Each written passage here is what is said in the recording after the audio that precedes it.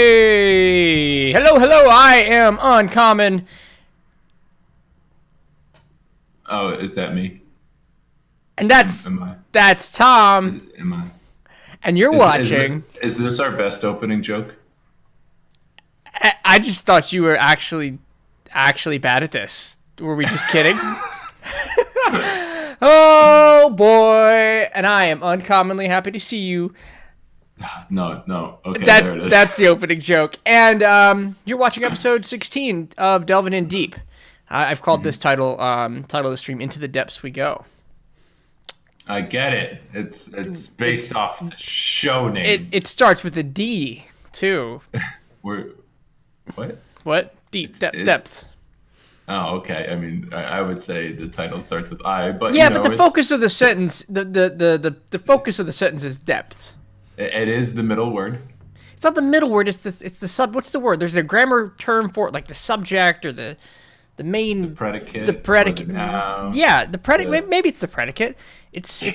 Casey, we should stop this conversation before we look any dumber about English.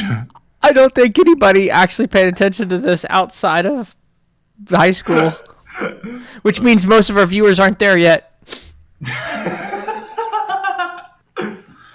uh, I don't. I don't think I attract the young audience. That's a complete lie. yeah, no, it's. Let me adjust my monocle as I state we're too sophisticated. We you know what? I don't need to be that sophisticated. We could be old. Unsophisticated. We're already old. Tom, do you know you're getting old? I know. In like 2 months, I'll be even old. The thing that I keep on thinking about this year Yeah. is if right after college I Yeah. started college again, Mm-hmm. I'd be done in a month. Oh. Like that. Like Hey, uh, if right after high school, I went back to kindergarten, I would still be 3 years done.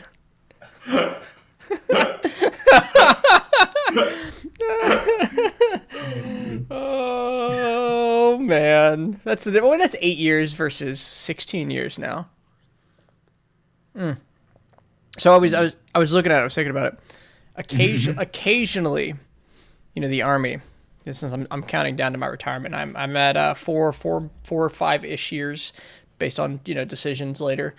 unless aliens attack, but go on. Unless aliens attack and they call me to battle aliens, which would be cool. Terrifying, I think actually is the right word. Every couple of years, Everywhere. the Army offers like this 15-year retirement program, Army early retirement. So I'm just gonna cross my fingers that it happens in like the next 6 months, and we'll see. I think the 15-year retirement ended, looks like in 2018. Oh well. Good thing it's still 2018. Definitely. Temporary early retirement authority. Oh, that would be so good. It would only be like 42% of my pay for life, but that's a lot of money. Yeah. And then you guys could have me full time. We could just hang out and talk D&D. You could have a lot of pizza rolls. Could have so many pizza rolls. I'd have to go somewhere like Taylor, Michigan, where like the rent's $300 a month, and the internet There you quality is go. probably still dial up. I mean, streaming doesn't take that much internet. You're right. It doesn't. No, Taylor, Michigan is just one of those places that keeps coming up because it's like the cheapest place to live in the United States. Like a year ago when I looked it up, and it looks like a nice town, like a small town, and the 4-bedroom houses are like $50,000. Ooh, Right? nice. What's wrong with Michigan? The water. I mean, let's be fair. Flint, Michigan probably has like some of the best water now. Probably you're not wrong. It's top 5%. I've gotten, I guess, and I follow that little drama on Reddit every once in a while because it pops up and somebody's like, nobody still hasn't fixed Flint, Michigan's water, and then everybody gets into the debate because, and it's not even that the top comment. The top comment's like, yeah, fuck the government, and like 5 or 6 comments down, it's like, no, it's actually been fixed. It's rated well above standards now. And then I'm like, oh, that's a smart comment. And then it's a whole bunch of people like, yeah, that's true. And then it turns into the debate of what about the last couple pipes that lead into your house? Those aren't done yet. And people tried to explain to them that that's people's property and they have to fix their own pipes. Your pipes suck. Just fix them. Hey man, I fixed my pipes. You fixed and your by pipes? that I mean I broke a bypass valve. That was fun. In your body or in your house? So was it No, the water leaking moment? Yeah, that was a couple of weeks ago when the water was kind of leaking, and then we were like, okay, we have this bypass valve that's not attached to the water softener, and I was like, okay, we just need to disconnect some of this stuff, and when you apply torque to an object, Right. something will eventually give. And Right. usually when you're applying a torque to an object that screws, you hope that screwing mechanism is the first one to give way. Okay. Sometimes it's not. Sometimes it's the bypass valve that the thing is screwed into because the screw itself, which is a copper pipe in this case, is metal. And the bypass valve was plastic. And I'm a very strong individual. So you turned it until it snapped is what I'm getting out of this. I snapped the bypass valve in half, and so essentially what that meant was, we're gonna not have water until this is fixed. Wait, still? No, that was at that moment, right? Because I remember this was like a while ago. Yeah, no, this was a while ago. I was hoping you had water. Yeah, it's great. The water is all soft. I can soap up and lather my body. Is that what soft water does? Yeah, I mean it takes all the not all the stuff, but it takes some of the the minerals out of the water, so that way things it's better for your heating systems if your heating systems use water at all, or you can build the lather in the shower easier. Does it stop those like bladder stones because there's less minerals? I don't know. I would say no, but it sounds right. It sounds like you would. It's plausible. Plausible. That's all I need to know. Plausible. The situation states that it might be true. Now, these are all the things about home ownership they don't tell you. Mm-hmm. It's interesting. I have a coworker that also just bought a house. All you people are buying houses and moving on with your life as adults. Yeah.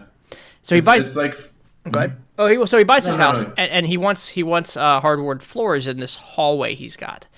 Because the rest of the house is hardwood, but this part's linoleum. So he pulls up the linoleum, and he brings the guys in to do the hardwood, and they look at it and like, well, there's this glue on your floor that it needs to be scrubbed up before we can work, but we don't do that. So call us once that's been removed. So I guess for over a weekend of a total of like 30 hours, he was on his floor with like a paint, I think like a scraper on the floor, chipping away at the old glue. That sounds like us and those tiles that we had on the floor that we had to peel up. Oh man, that's great. Why couldn't you just live with your linoleum and with your tiles? Come on now. Hey, it wasn't my decision. But the floors look nice now. They do. But they probably do. It's like great. Like you'll never like realize what stuff you take for granted, like just like having an old door and having it warped just enough that when you install a door handle, it's warped to the point where it can't be completely flat, so there's a little bit of wiggle room. And so it wiggles a little bit, and since you use that door every day, it wiggles. And when things wiggle, they loosen. So eventually you just have a loose door handle that you then have to tighten. But you can't tighten it enough. It'll still wiggle a little bit. And then it wiggles more. And then you just eventually retighten it. It's all the fun stuff. See, I instead of having, what's that old joke? Like, instead of Home Depot, I have Apartment Depot, which is just a whole bunch of people standing around going, I don't have to fix shit. But it's ours. And so I can yell at kids to get off our yard. Well, you could do that while you rent, too. I mean, nothing stops you from doing that in somebody else's yard. You're just standing in somebody else's yard. Get off my yard! Hey, this isn't even your yard! You don't shut up. Shut up, kid. You don't know nothing. What do you know about yards? You own a yard? Nope, I do. Get off it. Oh man. So D&D story real quick. Playing D&D last night. And for those familiar, I have a character in that campaign I called Brian. And this is the same character I used for the Grand Theft Auto roleplay. And I convinced that essentially a bad circus was moving into town. And where they were going to, a bad circus, right? They're going to come into town. And we didn't want them to take a plot of land that was, tactically advantageous to them. So we took all the money we had, and for the 7 days we had before they got there, we role-played out building a farm. That's what we did. We hired workers, and we built a farm. We planted seeds, put up fences. That was a D&D session, yes. About 2 hours of farm building. I'm pretty sure this is what Stardew Valley, the RPG. I know. I was like, was one of the people like, oh man, I put on 200 hours in the Stardew Valley. I'm ready for this. So, yes, kind of. So what we did is early on in this campaign, newer campaign, we had a fighter who kept missing his attacks against a wolf in a bush. Furiously missing attacks. And so we all made the joke that he was actually chopping down hedges inadvertently because he was trying to get to this wolf. And so we did go out of our way. My character went out of his way to present his character a custom-made, like, junior flower gardening kit. But I explained it as Brian in such a way that he took it to heart and was, like, passionately learning about gardening and setting up the apple trees and what else was it? Apple trees and some kind of other orchards. Yeah, absolutely. So one of our characters was just super into it. And those are the weird turns. Like sometimes D&D takes a weird turn to like a Dragon's Lair. Sometimes you're a farmer. You're playing Stardew Valley. The world is your oyster. Yes, that's what I think what people like about it the most. So, our world. Delving in deep. The world. Zap. The world of Zap. Yes. We have gotten ourselves into a point of this episode where we're going to delve into the first adventure, the first session, and we're going to add details. So let me go ahead and shift us over. Get my cool transition screen. Spoiler alerts, if you're watching and you may be part of this campaign, we are talking about things that are spoilers and that we will be presenting to you in a way that we don't expect you to know them. So, go away.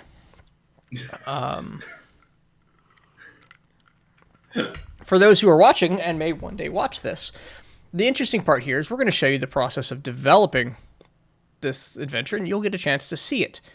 We'll probably even replay some sections of the stream. That'd be cool, right? Like right before the episode, so you kind of get an idea of what we've done, and then you get to see them wreck it. Just ignore all of it and throw all this hard work away. All right. That'll be great. So, Tom, I'm on episode 16, BTS, behind the scenes section, and we're not going to stay here long today. We're not. Going. I'm bouncing out. And for those at home, effects. full screen will be much easier to follow because there are some words and some zooming in. This is OneNote. We've been using it now for a while. We have episode notes. We have... Please sponsor us. General didn't do anything. Please sponsor us. OneNote, yeah, right? A DM screen, NPC. Like a lot of this is currently blank the more I go into it. Mm-hmm. Location started to fill out with a town called Jellicoy. Jellicoy had area of interest, which is a format of mine that I like for identifying key pieces, key features or events and locations of the town. No characters yet. But timeline, we started working on history. Wait, the history's blank. We didn't copy it over yet? No, not yet. We got some deity stuff, some drafts on the deities, some relationship charts. We even have some music, by the way, if you weren't here. This is some of our music. This was handcrafted for us. This is called area_average. Area_creepy is this one. This is for creepy. This is ridiculous. I'm just going to stop that. Fantastic stuff. But anyway, battle music. Oh wait, that's copyright. I can't do that. Effect good. That effect bad. I'm still doing this. I said I wouldn't. Battle major. All right, so somebody learned to play guitar. All right, we're past that. I did this to walk you all the way over here to this new collection of tabs. This is a section group, if you will. It's a grouping of sections. So each of these tabs is called a section, and you can add a section group, which opens up particularly looks to be a whole new notebook and is a great way to separate your adventures from your campaign. You could also create a new notebook, but I do like the ability to kind of just come back and forth between what should be things that are useful everywhere versus things that are going to be specifically useful to the Siren's Call. If you see right in the beginning, this Siren's Call, this is kind of the general tab. We're going to use this to outline and sketch out the general outline of the story. And if you were with us last week, we broke down every part into kind of its own 5-room dungeon. We made some decisions about how the story was going to go, right? We had some flowcharts. We have a locations tab and a characters tab because very important to adventures are unique characters. So first thing I'm going to do, Tom, is if you can help me out, we're going to physically draw a flowchart on this page. And that's just so we can refresh ourselves and our listeners kind of like what we have planned for this adventure. I'm going to reach over and grab the drawing glove. You're putting it on camera, right? I have to. It looks so ridiculous. But I feel like such a nerd doing it that I can't avoid it. This glove helps me draw on my cheapo drawing pad without causing the marker to, there we go, without causing my hand to affect the pad, and it glides well and looks absolutely fantastic. Just like, oh, it's like a power glove. It's like if Thanos had this for an Infinity Gauntlet, he would only need 3 stones. Not all 6. Oh man, Thanos is a fucking idiot. He should have made the glove smaller. Should have made it smaller. You only need a couple of those stones. I mean, come on. Time and reality do a lot. All right. So I make sure I have this pen is in. All right, I have typing. I have art. Chapter 1. So we have chapter 1 here, and we start with Tiffany's Diner, right? Tiffany's Diner. Which is not a bar, it's a diner. It is a diner. What kind of diner, Tom? A pumpernickel bagel diner. Pumpernickel bagels. That's right. Because early on in our campaign creation, we gave you a voice, and the voice you decided on, the way you decided to use your voice, was pumpernickel bread. So this place is pumpernickel bread and bagels, and that's kind of a location. So I'm gonna key these into kind of locations we're gonna deal with, because those are what we're gonna have to map out to map an adventure. Because you don't want to. We railroaded the outline, but you don't want to railroad the adventure. You want to create unique locations with events and things. And I'll show you how that's done. All right, so where do we go? What happens at Tiffany's Diner?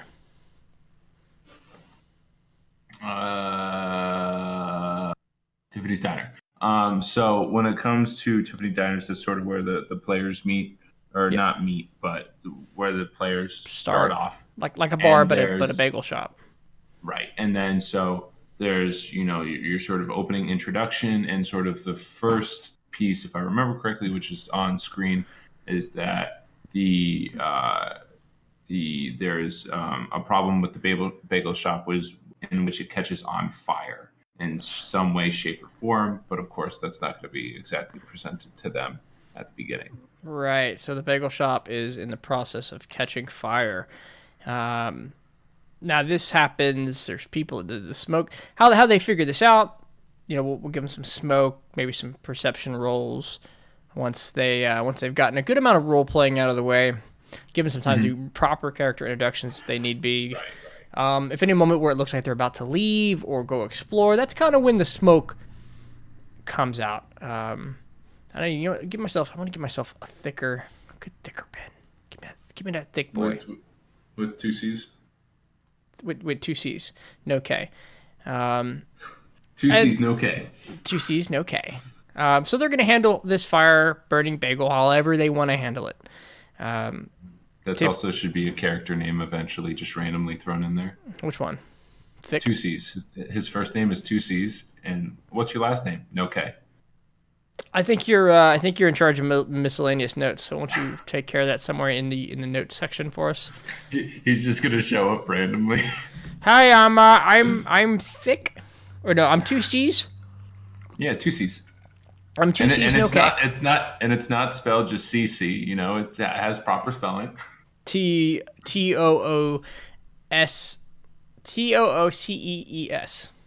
Two C's. Two C's. Two C's. Just kind of like that spelling out of R2D2 that always screws me up. All right, so this is the entrance with the Guardian. So then we move into the role-playing challenge, and this is when the mayor of town, and we're going to represent a mayor by a mustache, like a Monopoly Man mustache, because now he has a mustache. I will say I feel a little bit ashamed of myself when I thought flowchart. I thought there was going to be bubbles and writing in it, but you know, with Casey's glove, the world is really our oyster. This is reality can be whatever I desire. You don't get that. I spend way too long in the Soulstone on Reddit. All right, so the mayor needs their help investigating. And this is our nice investigation kit. It's going to have a magnifying glass in it, maybe an eyeball to help us realize that we're actually like looking inside it. Yeah, we're investigating. He needs us to find a way. Needs help investigating because he needs to stay away from this situation. Why is there a fire? What's going on? There's a little bit of chaos. People were hurt. And he suggests we seek answers, which brings us to the Smuggler's Den, which we're going to represent by a large, my normal building art here. And it's going to have, what's a good symbol for smuggling? Like a money bag or like a dinosaur bone?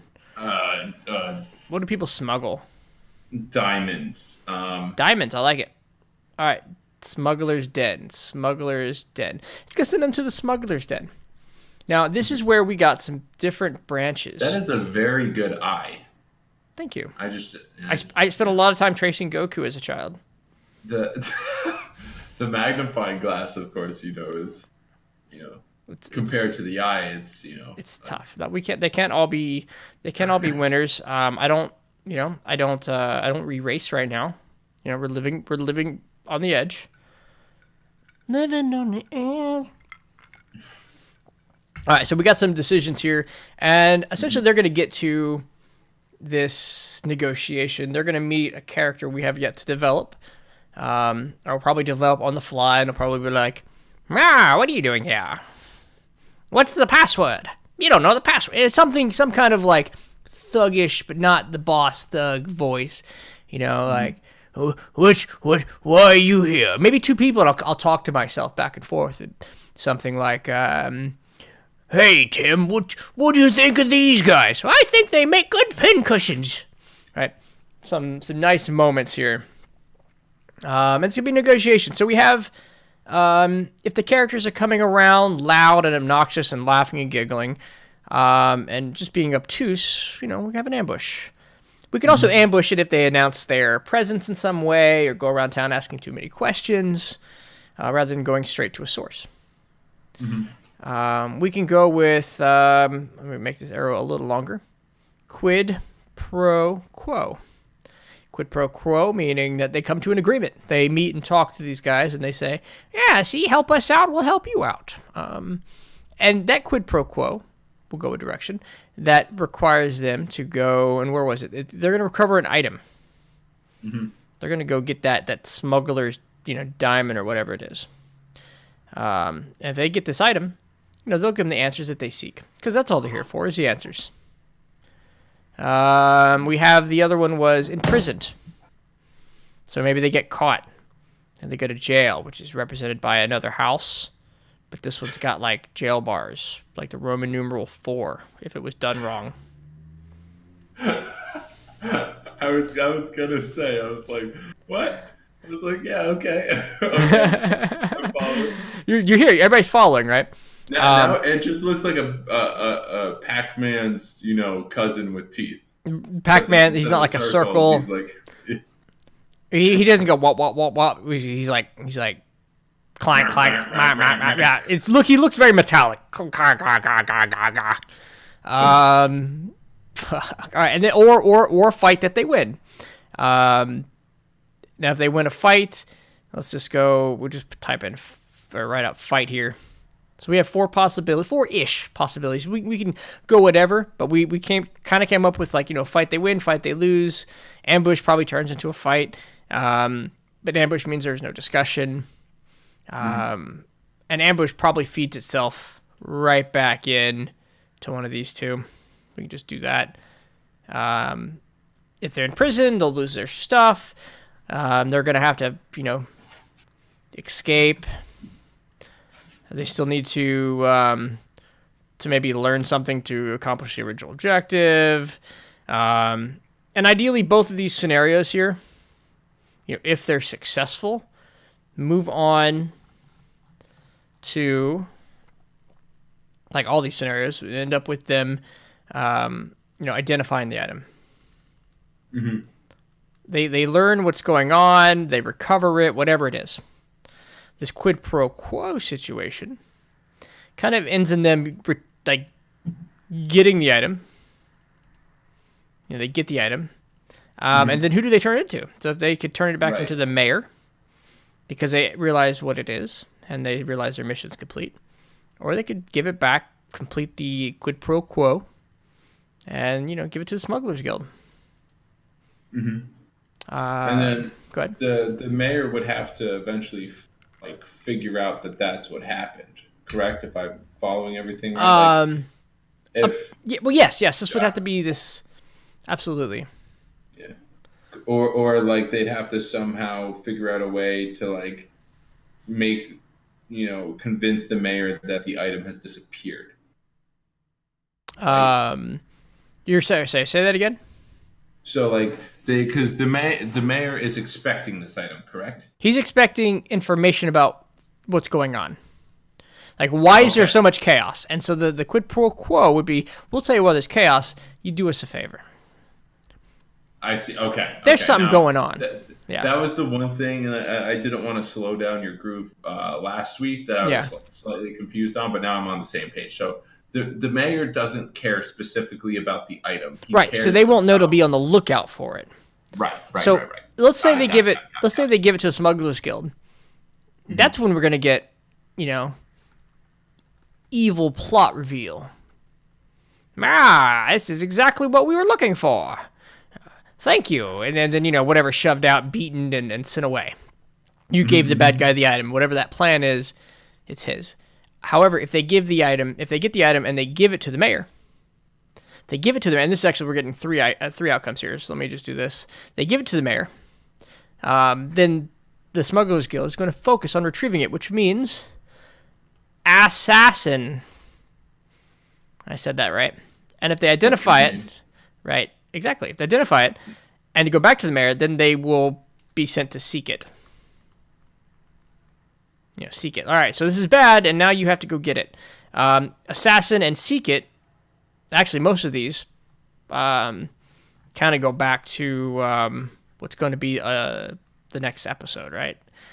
All these past consequences are not converge into Part B, where they enter the smuggler's den again, and either retrieve what was stolen, or what they gave them, what was stolen, or assassinated, or what they never have. The Assassin's Guild, not the Assassin's Guild, the Smugglers Guild has it, and that's the mega dungeon. That is Part B. So see how this? We have some choices, and we can operate outside this flowchart, as any good dungeon master should be able to improvise. Mm-hmm. Bad dungeon masters or new dungeon masters, right? There's not bad dungeon masters, right? There are. There are actually people who go out of their way to abuse their friends and insert weird shit into the game. There are actually bad people in this world. Don't let me fool you. Some examples being like, I've heard stories. They're all over the internet, like forced sexual encounters and player DM characters, which are never a good idea. It's like, oh, I don't matter. Oh, I could sit down and the story will play out itself. Kind of like Gandalf. Yeah, the player inserts a Gandalf. So cool, Mr. Hero. Thanks for saving us. I wish I was a hero. Right. Okay, so let me, a good DM can operate outside this play space, but it creates this play space for the players. So now I know what the question is. You wrote all those flowcharts, Uncommon. How do we flesh that out in a way that's useful? And this is where we're going to get as much like grindy work done today as probably the show can handle. And where realistically future episodes of Delvin in Deep would dive into. Ideally, I think we have a campaign, we run the show, we run the episode, and we go back into kind of what you're going to see now, and we continue to flesh out the possibilities. Because you don't want to... I know we outlined... Let me go back to the outline. Mm-hmm. We outlined 6 chapters, but you will not and should not write all 6 chapters before the first session. Right. Because they can change. They can absolutely change. And that's the brilliance of everything. Now, chapter 0, chapter 1, and an understanding of the outline, perfect. Absolutely perfect. But what I'm about to show you, the magic behind the scenes, is the grind. If you were playing a video game, say you're playing World of Warcraft, and you're like, I want to experience. You know that game? I know that game. What do you know about that game, Tom? I'm getting called out for not playing World of Warcraft ever. That's what's happening. You're a guy, and you have spells, and you sometimes have swords, and you level up, and then you get mounts. Mm-hmm. Perfect. You hit the nail right on the head. And the key to what Tom said and what he's really heavily implying here is the leveling up process for a lot of these games isn't the game. I don't necessarily agree with that. I love leveling up. But a lot of people play for that end game, that raids, those high-end contents. They want to see the epic stories at the end. They get the best gear and the magical weapons and look really cool and ride really cool horses. But a lot of there's work behind those games. You have to earn it. And this is the work. This is the leveling up. So let's click on my locations tab. And this is about as PDF as I'm going to get with my, I'd say my, what's the word for it? Formatting. I'm trying to shift things over. I created a template here, and I'll go to the template. The template is what I'm going to use to write out my adventures in a way that I can easily navigate it while we're in a game. Now, this is my behind the scenes. Tom owes you a behind the scenes in the future once we figure out how we're going to run 2 Dungeon Masters. Because as we've talked about before, I don't know if you've been here on the show, I'm going to do most of the traditional dungeon mastering, and he's going to do the behind the scenes stuff. He's going to be tracking rations. He's going to be tracking events and people and how when we're not there, things we can't see, how those are going. Yes, all of those questions that sometimes players ask for context, essentially freeing up Casey or Uncommon to dungeon master creatively without having to also be bogged down with all of those key things that are happening in the world. And of course, this came from a desire of Tom's to experience a world that evolved and naturally and had continuity. But before we get something that's never been done before, we are the first. We have definitely we're the only Dungeons and Dragons stream out there. Welcome to my only stream ever. So how I'm going to do this is kind of like a text-based adventure. If you've ever played a MUD, Do you know what a mud is, Tom? I do know what a mud is, but kind of like how I know what the Egyptians were. Right. Like I know them in that sense. Like I've read about them in textbooks. Okay, that's fair. That's about that old.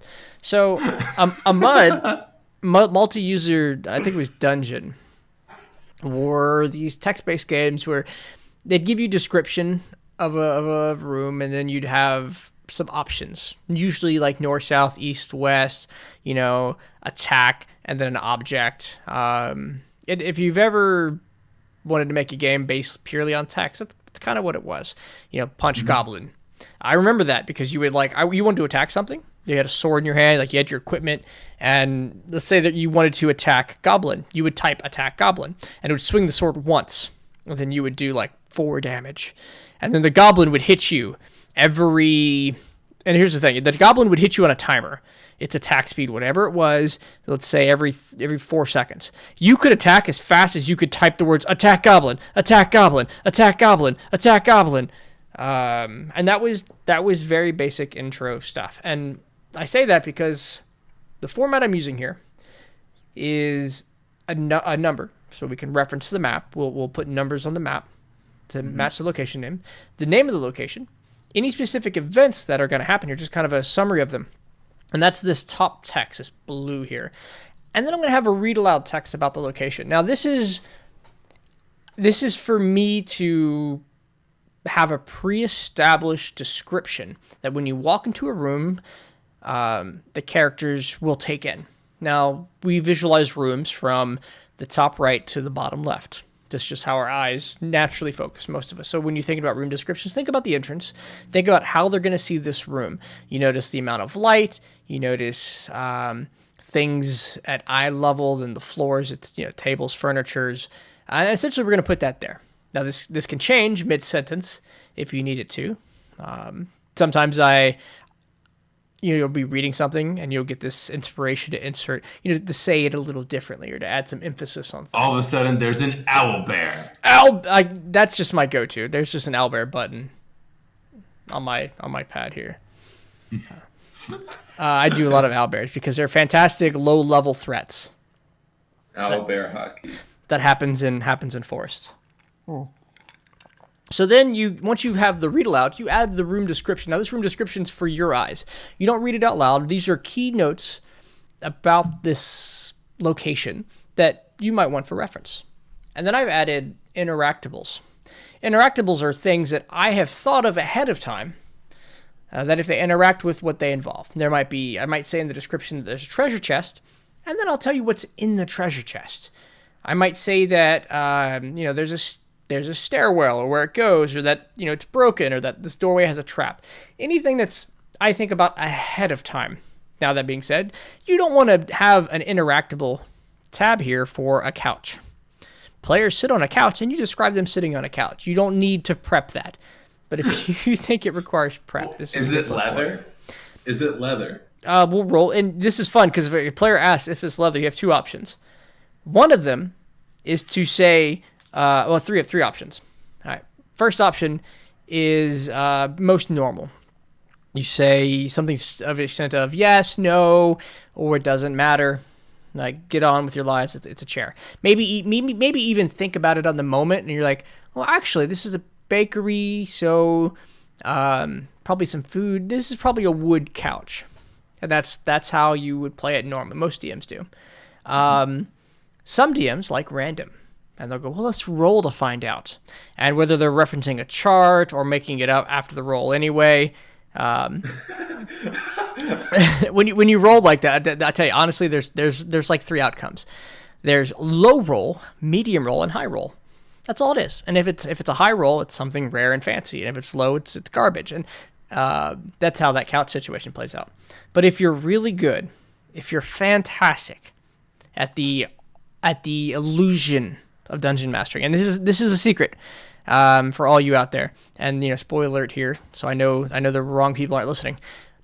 You turn to them and you say, 1 second, let me check my notes, and then you flip through your notes and you make something up, but you take a moment to make them believe you planned out every detail. And that might not work for couches. It works for a lot of things. Where you're like, hey guard, what's your name? And you're like, 1 second, and you flip through your notes. Now you might have ideally you actually have a list of names, like randomly generated human names, elf names, dwarf names, common names, and you mark one down. Ideally you mark it down. You're like, oh, Robert. Robert was guard. And you go, oh yeah, his name is Robert. And you can then go back and later when you're reorganizing your notes, you write in Robert for guard. But it's such a fun trick. You're like, let me check my notes. Like you just have this massive secret. I feel like when I sit down next time at a table, I should have a binder with like 100 blank pages. And nobody can see. Is there a key dangling on the right side? You flip through. Did you said right side? Right side. No, not the right side. What about the left side? Yeah, actually, yeah. No, you're right. Another page. Similar secret. If you want to make amazing puzzles, create puzzles with no solution. And when your players get something that sounds like a solution, you give it to them. All right. Like there's a key stuck in a cow. How are you getting it out? Right. Well, I mean, that's not a puzzle as much as it's like a funny situation that it doesn't matter if they get it out or not. But maybe there's a door with 5 levers, and there's a pentagram scribbled above it. What do you do? It is a puzzle because you have to shrink the cow and use the cow as the key in the door. Moo, baby, moo.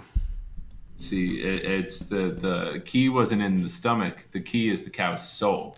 The cow was the key. You're a fantastic human being. The power was in the cow the whole time. All right. So, chapter 1, Gilliquoy. Now, I'm using locations, so there's a couple ways you could make your notes. One of them is expanding this outline indefinitely with details and details. I like to do location-based stuff, which works in an order, but can also work out of order. We start this with using kind of this indent sub-paragraph style that I can double-click and expand. As you can see, I've written Tiffany's Diner out a little bit. And I think this is not bad, and we could actually go to the second thing, but Tiffany's Diner is the shop that catches fire. It's the starting location. It's number 1. One thing I actually want to do now is type number 1, make it bold. Where's home? Make it bold, a little bigger, and move it on this map. And I'm thinking Tiffany's Diner is probably here. And if it's not, it is now. Because I'm the DM. And Tom is also the DM. Can you be the D and I be the M? I'm the dungeon and you're the master. Oh, I was like thinking about, asking for the D. Maybe we're Maybe we're the DDMM, the dungeon masters. The dungeon minion master. Ooh, minion masters. That's not a game we play. That's a game we play. All right.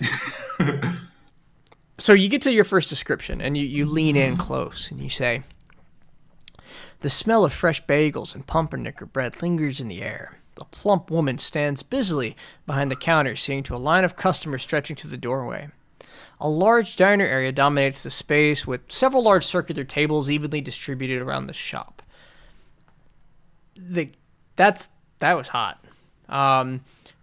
First thing you have to do, and we're getting to the details I didn't mean to get into, is when you read it, you have to bring in natural pauses, enunciations, but also make it look like you're not reading it at all. Have pauses where you consider their words, and I write like I talk. I try to, at least, so I can do that naturally. And if you don't, you should. So much easier. Don't try to make it fancy. At least in cases like this, if you're looking to do like a board proposal like an for essay? the CEO of your company, don't, because some people talk dumb. Don't do that. Don't do that. Don't talk dumb. But if you're the one reading your own work, just write it like you talk. Write it like you talk. And I haven't read that in like 6 days. That wasn't even rehearsed. That was magical. You're welcome. All right. So I have a description. I'll look around. At that point, I might just look around to him and say, where would you be in Tiffany's Diner? Right? Where are you at? You're here for breakfast. You've been here a couple days. this has become a routine for you because of fantastic pumpernickel bread and coffee.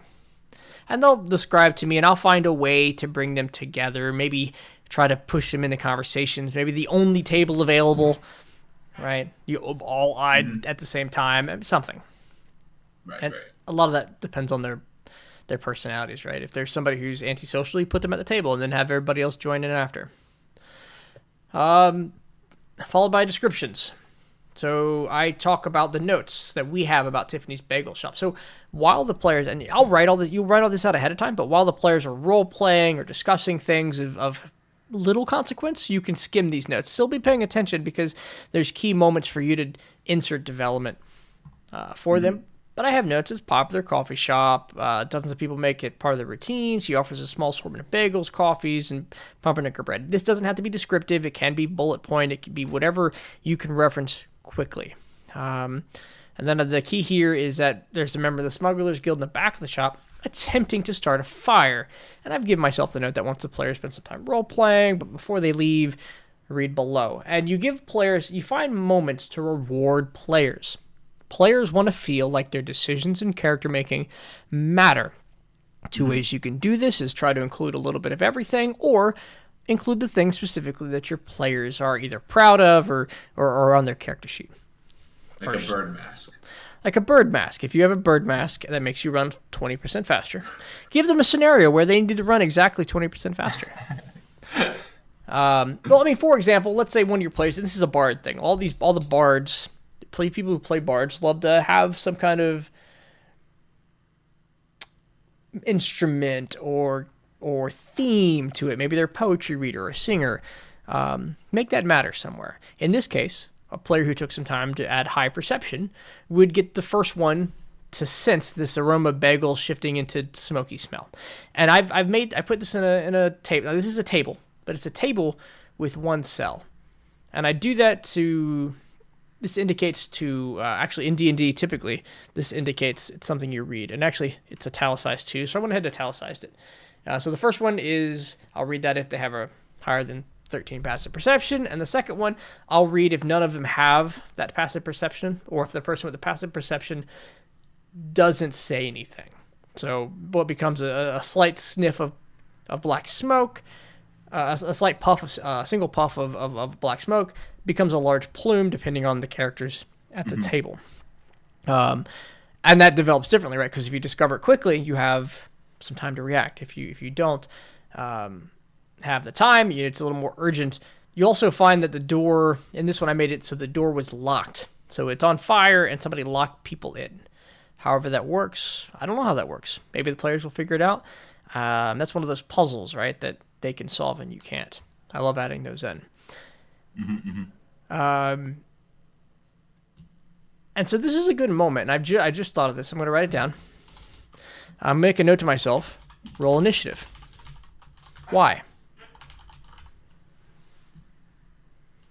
Why are we doing that? To freak them out. Freak them out. Add a sense of urgency, time sensitivity. Fire spread quickly. We can have them roll initiative to freak them out. Give them. And you flip through your notes. You're like, hold on, guys. Yep. Yeah, I want you to roll initiative here. All right. Oh my gosh! This is actually what I'll be looking at. I will have this up as I'm playing this game. You'll have a computer in front of you and still a binder with nothing. With a binder, I'm on camera at this point. Hell yeah, it's just a binder. Like flip. All right, so a couple things here I thought might be of interest. Jason Waterfalls, the fisherman. Sorry, I totally just like out of the corner of my eye caught me. I was like, oh man, that's a good joke. All right. You're good. So let's talk about our interactables. Jeez. Right. Our interactables? These are a couple things that I thought of offhand that players might want to explore. The back room, obviously, that's on fire. I'll have the cloaked figure and purple robes dash out in the back door. I'll put a fire in the middle to make it dangerous, a little treacherous to cross them and follow. But it can be done. It's not like preventing it. It'll just give them some sense of danger, make them roll something depending on how they decide to clear an obstacle. If somebody's going to rob the till, there's an amount of gold and silver and copper on hand that we can talk about. If somebody reads over the menu, I've prepared a little bit of a menu. When developing these rooms, just if you were the player, what would you want to interact with? Tom, can you think of anything you might want to interact with in Tiffany's Diner? And the building itself, not character related. If you're a character and you're in Tiffany's Diner, and I've described what I've described, is there anything you want to explore? Okay, so not like a person sitting at the other table. No, Like I mean, we can. that would be something different. That would be a different category. Well, say the customer line. Maybe you interact with the customers in the line. That would be an interactable, because I said there was a line of customers. Now, if we take time to identify specific customers because they're important to the story, absolutely yes. So let's do that. Let's put in a line of customers. And how would we interact with a line of customers? What would be special about them? Or even just what's not special about them? What are they? How many? Yeah, What do they look like? the village locals, right? It's the start of everybody's morning. It's like almost how like you go to Dunkin' Donuts every morning on your way to work. Morning, okay. So these are village locals. Start of their morning start of the morning often brings them here. There are a mix of let's say mostly younger, 20 to 30-year-old men and human. Let's be fair, human men and women. Yeah, can we put avocado toast on the menu too? Bam! Relevancy joke. It's not even a relevant joke. Avocado spread. We're gonna make that 1 silver. Bam! Avocado spread, 1 silver. See, that's easy, and that's a fun little. They look at the menu, and you can tell them avocado spread on a bagel. Ooh. Actually, avocado spread on the pumpernickel bread, because you're right, it's avocado toast. Done. There you go. Now, if they interact with the line of customers and they want to be more specific and they want to, what about the third person in line? Like, we're not going to write that out, but you guys, that's where you have to be able to improvise. What you don't want to do here is, guys, it's just a line of people. They're not important to the story. No, you want to give them everything they interact with, a response. Well, actually, this one's a slightly older gentleman who's he looks kind of impatient. Give him some personality that's apparent on their face upon first look, and then you get to improvise and act a bit, and maybe something interesting comes out of it. Let your players explore the space, and that's what the interactables are. I didn't realize I'd spend 45 minutes on this. So let's talk about, let's do live the second location. The second location in the flowchart. Live. The Sunday. So this one, second location, is the mayor's office, or the Capitol building. Probably an office. Probably not much of a big Capitol building. Just say the mayor's office. And this is the event here is what, Tom? There's the meeting between the mayor and the people or in the party to try to figure out what's going on. All right, the mayor's proposal is what I'll call this, proposal or request. And that's to jog my memory of what's going on here. So we got to put ourselves now in the mindset of a party walking into what would be a mayoral office in a town, a port city that fills itself with smugglers and adventurers and farmers and kind of these port people. And this is Krolom's territory. So you're not going to walk in and it's not going to be the Oval Office, right? It's not going to have red carpets or bright colors. The mayor himself was a guard captain previously. We have that note. He was a guard captain. So it's probably... What's the word for something that is useful and not decorative? Oh no. Oh no. Yeah. Yeah, let me look up a word. I don't want to say it, but nope, not that. Functional. Yeah, that would probably be the easiest best word. All right. You know, a very functional space. All right. So you Everything serves a purpose. immediately notice the lack of decorative items. Maybe we'll draw their attention to the lack of decorative items in this space. The mayor, a plump halfling, stands behind a short desk. A short and plain desk.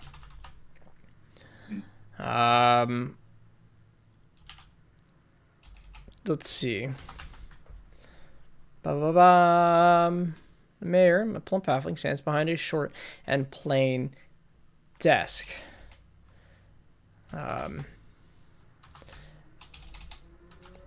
Two chairs are positioned. Actually, let's just go with around a round table sits off to the side of the office. We're going to say acting as a meeting space, but that's essentially what this is. So I'm picturing this room with a desk, and he's got a place where he can move out from behind the desk and sit at a table and take meetings. So a round table sits off to the side of the office with several chairs around it. A normal size table, because his desk is for him, but the table's for the people. So around a normal... A number of wooden chairs and then is there one that's is there like a little step stool for him, or like does his nose just poke over the table? I feel like he just sits in a normal sized chair here because he's just like, I can hop up.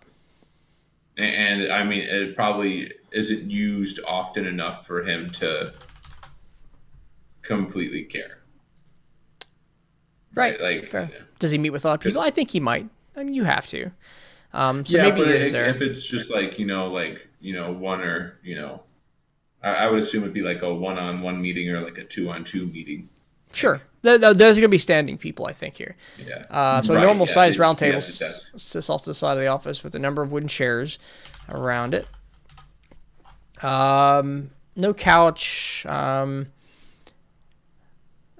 that's about it. I think that's all we have to do. The great thing sometimes is you can use some of these descriptive words to let the players have an imagination. If you think about, you walk into a creepy graveyard in the middle of the night, the mist rising above the ground. You get a picture. I don't need to say there are 14 gravestones surrounded by a metal fence around the perimeter of this 16 by 16 foot plot of land. A creepy graveyard. So we kind of do that with the lack of decorative items in the space. We don't need to detail that there's no paintings or that the wood is plain. They can ask, and we can talk about it. Do we want to put his old guard uniform, You know what? You bring up a good point. I'm going to say the mayor, a plump halfling, stands behind a short and plain desk. Normal size table, round table, sits off to the side of the office with a number of wooden chairs around it. The last item of note is a wall locker positioned in the far corner. Far corner in an otherwise empty room. The desk itself is an interactable. The wall locker is an interactable. A wall locker would be a place where you would store that item. I don't think this is like a Batman style thing where he's just like right. No, yeah. And we don't need another interactable. We're just gonna have a desk. The desk is going to be full of papers, stacks of paper, with an in and out box. The drawers hold files and office supplies. The wall locker is clothes and uniforms. Well, clothes, just clothes. Clothes. Just clothes. Various materials for the multitude of occasions that may call upon the mayor. All right, so we have basic room description here. This is a space where they can interact with. Now we take the notes from the flowchart, and this is where the players are going to be offered a deal. So the mayor's upset about the recent fire that stole Tiffany's diner away from Jellicoe. However, he believes it's part of a larger plot, and that the Smugglers Guild may be up to something more nefarious. He asks the adventurers to investigate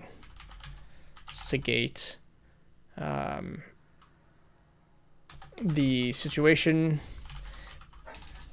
because his current political affiliations, or political not affiliations, but political arrangements prevent his direct intervention. Some side notes here will be that so what might the players need to know? He was a previous guard captain. He has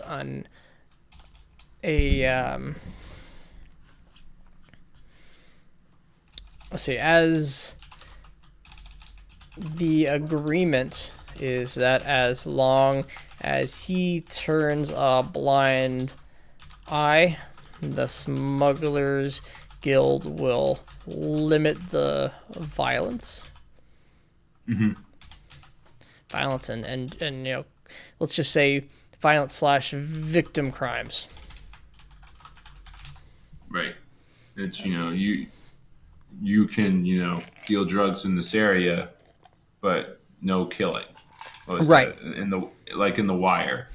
People are going to buy drugs. People are going to provide them. I'll turn a blind eye to your operations, but you have to keep it peaceful. Yeah. If you insure me, no one dies. Sure. Something to that extent. And that keeps his direct involvement out. He needs to know. He simply wants to know. Let's see. He isn't sure it was the Smugglers Guild that did it, but it is a suspicion. I can't spell suspicion. This tabs over to he'll act with proof either way. So if it's the guild, the deal's off. If it's not the guild, he acts because it's a non-protected entity. And he sends us on our way with... he will know the location of the Smugglers Guild. So they then have their next step. They have their next step. And if we go back to our flowchart, that next step is number 3, the Smugglers Guild. Which I think, and without going, we spent a lot of time explaining it. Smugglers Guild. Let's call this one before I try to draw into a conclusion. Let's go with we'll call this the Inquiry. What we'll do, because we have some time before the actual game, is we're gonna break this off here. I think Just so we can if we start in the beginning, if we start doing these from the beginning, we can probably finish out part A of the Siren's Call next time and start digging in a little deeper. We won't spend the whole time explaining it, but I think Right. and before I led most of this, Tom. Yeah. No.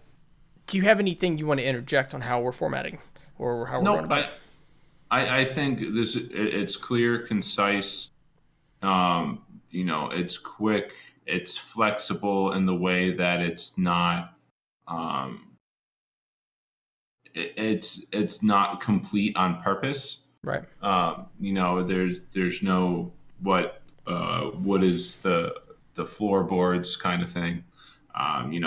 There's definitely the key pieces are there so you can find them, and the things that aren't really relevant you can make up on the fly without hindering yourself, but also at the same time you're not